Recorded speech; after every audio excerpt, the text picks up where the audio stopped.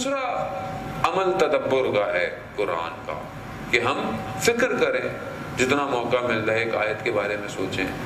کتنی بہترین ہے. بعض اوقات انسان تلاوت قرآن پڑھتا ہے، خدا کلام کر رہا ہے اپنے بندے سے، گفتگو کر رہا ہے. آیات ایسی آ جاتی ہے کہ انسان کی زندگی بالکل ایسا لگتا ہے کہ خدا اسی سے ہی بات کر رہا تھا. کتنی ایسی آیات آپ جب پڑھ رہے ہوتے ہیں اور آپ ترجمہ کریں تو ایسا لگتا ہے کہ آپ سے پروردگار کچھ کہنا چاہ رہا ہے. اور زندگی کے سارے مسائل، چیزوں کا حل ہمیں بہترین طریقے سے قرآن دے رہا ہے. جہاں اگر ظاہر آیت ہم نہیں سمجھتے تو ہم اپنے مفسرین کو، اہل بیت نے جو تفاسیر حدیث بیان کی ہیں، ہم ان کی طرف چلے جاتے ہیں. کتنی چیزیں ہیں جو قرآن کے اندر ہیں. اور ہماری کوشش تھی کہ بہرحال اگر وقت ملا تو ہمارے کچھ دوست بہت زحمت کر رہے ہیں کہ تقریباً شاید 4-5 منٹ کے اندر ہر روز ایک پارے کا خلاصہ ہے. 4-5 منٹ میں کوشش کروں گا کل سے اگر توفیق ہوئی تو بیان کروں تاکہ پتہ ہو کہ پہلے بارے میں کیا ہے، دوسرے بارے میں کیا ہے، تیسرے بارے میں کیا ہے. یہ تھوڑا بہت ہمیں پتہ ہونا چاہیے. ظاہر مطلب وہ ہیری پوٹر کی کتاب جب ریلیز ہوتی ہے لوگ لائنیں لگا کے خریدتے ہیں، اور وہ صرف تخیلاتی ناول ہے اور وہ بھی اس میں شیطان پرستی ہے ساری، اور وہ لائن سے لگے ہوئے لوگ. لائن لگتی ہے یورپ میں کتاب خریدنے کے لیے. ہمارے یہاں بھی بڑا پوز مارا جاتا ہے. جو ہمارے یہاں بھی کچھ فیملی ہیں نا ہیری پوٹر شیلف میں رکھتے ہیں کہ نا ہمارے بچے ہیری پوٹر پڑھتے ہیں. وہ ٹھیک ہے، پڑھے، بری بات ہے، سٹوریز پڑھے، لیکن جو حقیقی کتاب ہے، احسن القصص قرآن کہہ رہا ہے کہ ہم نے بیان کی ہے، وہ ہم کتنا پڑھتے ہیں؟ کتنا ہم اپنے بچوں کو موٹیویٹ کر رہے ہیں؟ کتنا ہم بچوں کے لیے کام کر رہے ہیں؟ قرآنی چیزوں کو بچوں کے لیے کتنا کیا ہم نے آج تک؟ اب جب مولانا کچھ بتا دے کہ یوں کرنی چاہیے، سٹوری بنانی چاہیے، اینیمیشن بنانی چاہیے، سب آ جاتے ہیں. مولانا صاحب پھر کب بنا رہے ہیں آپ؟ سارا کام مولوی نے کرنا ہے، ہم نے کچھ نہیں کرنا، ہمیں باتیں کرنی ہے. سارا کام مولانا کر لے. مولانا اگر کچھ لے لے، 4 پیسے کھا گیا پیسے دے کر، مولانا صاحب کا کام یہ تھا پیسے. بھائی یہ کام پروفیشنل کا ہے، مولوی کا کام نہیں ہے. یہ مولانا صاحب بتا سکتے ہیں، آپ پروفیشنل کو ہائر کریں، آپ کام کرائیں، آپ بھی تو کوئی ذمہ داری لیں. ساری ذمہ داری ہم مولانا ہی لے لیں زندگی کی. نہیں عزیزان، ہر بندے کی ذمہ داری ہے معاشرے کے اندر. امام وقت کو ہر بندہ چاہیے، ہر انسٹیٹیوشن کو بندہ چاہیے. اب آپ بولے میں تو مثلا نارمل سا آدمی ہوں، میرا کیا کام ہے امام؟ میں امام کی کیسے؟ وہ دیکھیں تہران میں موچی تھا کہ جس سے وقت کے امام نے یہ کہا کہ اگر میں تمہیں ملنے نہ آؤں ہر ہفتے تو کیا ہوگا. موچی تھا، کہتا ہے مولا میں مر جاؤں گا. امام فرماتے ہیں کہ میں جانتا ہوں اس لیے ہر ہفتے ملنے آتا ہوں. موچی تھا. ایک موچی اس مقام پہ پہنچ سکتا ہے تو ہم کیوں مایوس ہیں کہ ہم امام کے کوئی کام نہیں آ سکتے؟ عزیزان، جمعے کا دن ہے، ظہور کا متوقع دن ہے. کتنا میں پریشان ہوں وقت کے امام کے لیے.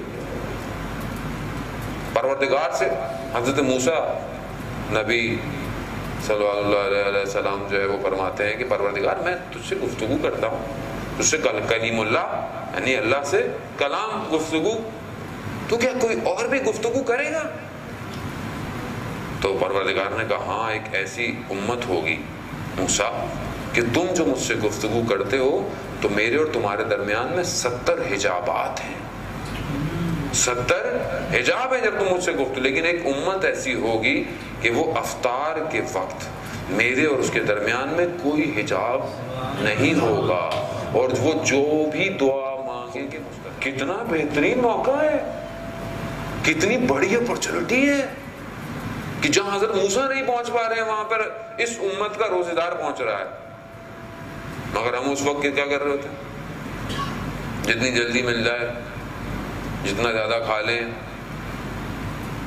کھانا ساری زندگی کھانا ہے، اصل تو یہ مانوی کھانے ہیں. یہ کون کھائے گا؟ یہ نہیں ملنے پھر کہیں.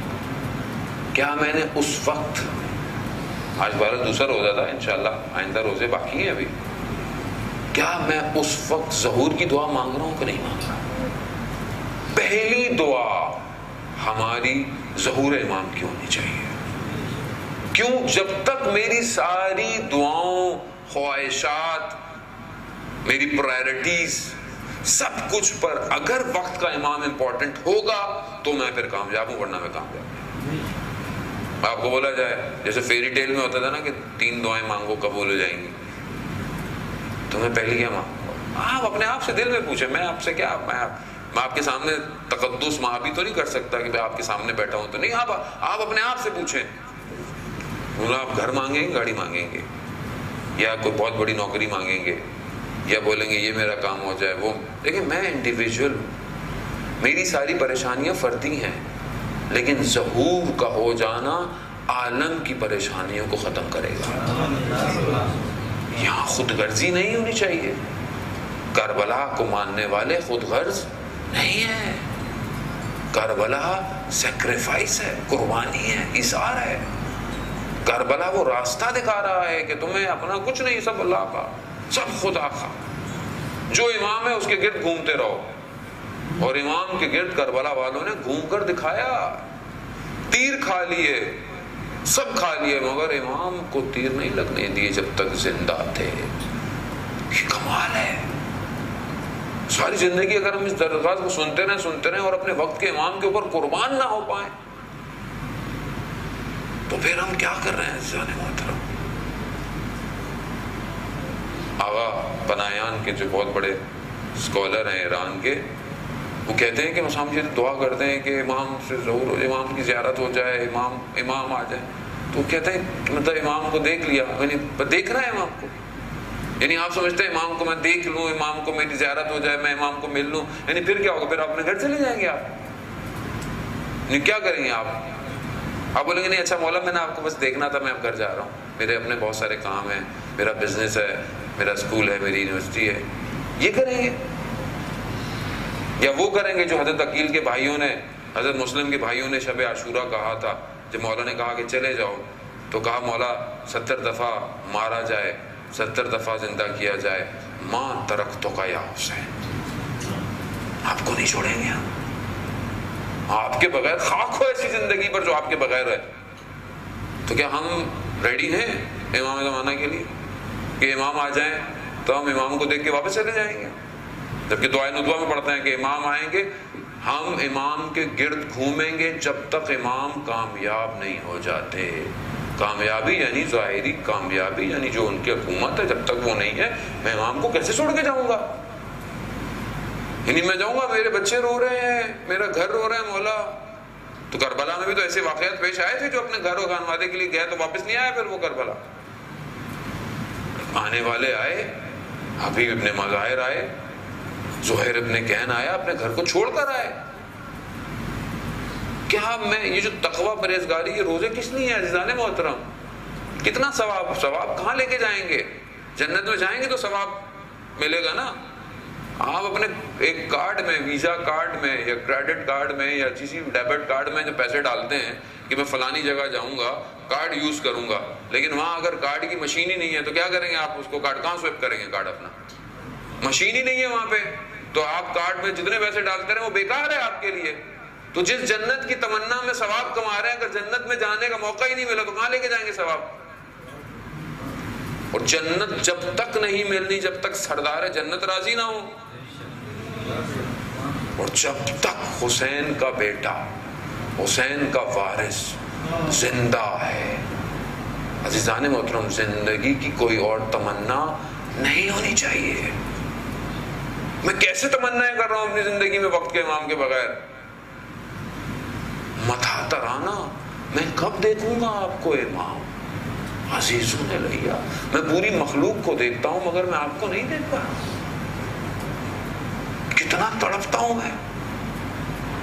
ایک عالم دین نے واقعہ بیان کیا، یہ جو ٹرک ڈرائیور ہوتے ہیں سامان ادھر سے ادھر لے کے جاتے ہیں، کوئی 50-60 سال پرانی بات انہوں نے بیان کی کہ خراسان مشہد سے وہ وہاں رہنے والا تھا، اور وہ کہتا میں ایک دن سامان لوڈ کر کے جا رہا تھا، اور شدید سردی تھی، برف پڑ نہیں رہی تھی لیکن سردی ایسی تھی کہ انسان جم جائے۔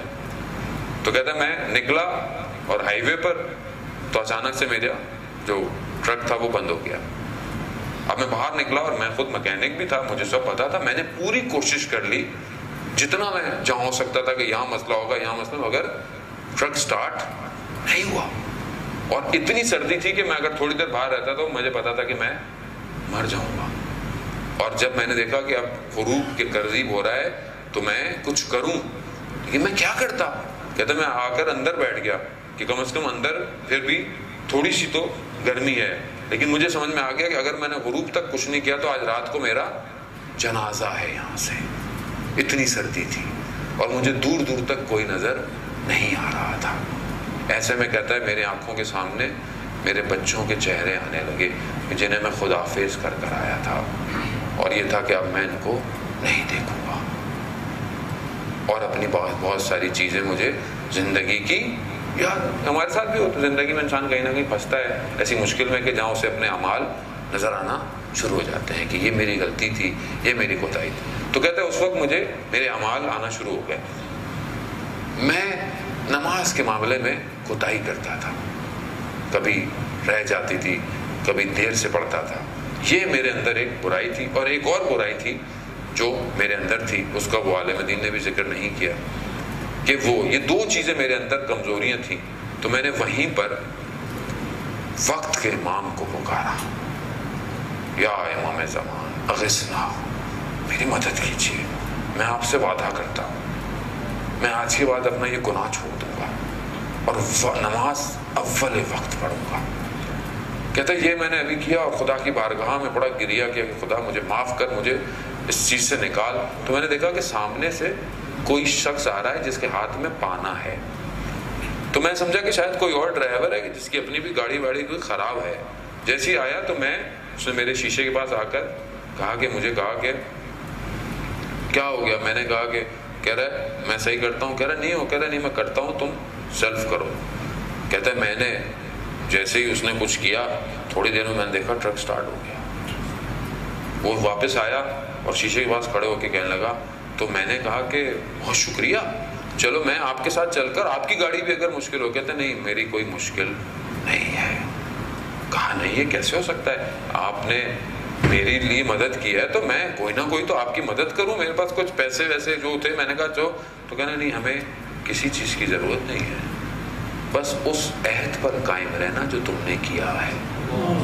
کہہ رہا یہ میرا سننا تھا تو میرا بدن خشک ہوا اور میں اتنا بھی ادب نہ کر پایا کہ میں باہر نکلتا. لیکن جیسے ہی مجھے سمجھ میں آیا کہ میں باہر نکل کر پاؤں میں پڑ جاؤں، جب تک وہ شخص غائب ہو چکا.